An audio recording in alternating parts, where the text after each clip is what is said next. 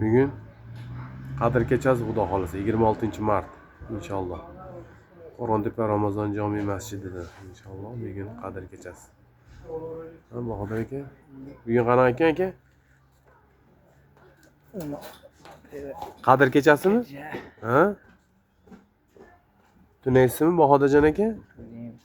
Niyatlaringizga yeting aka. Hozir niyatlar ko'p a?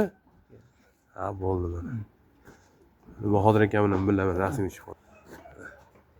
Arat Bahodir aka, niyatlaringizga yeting aka bugun. Ye.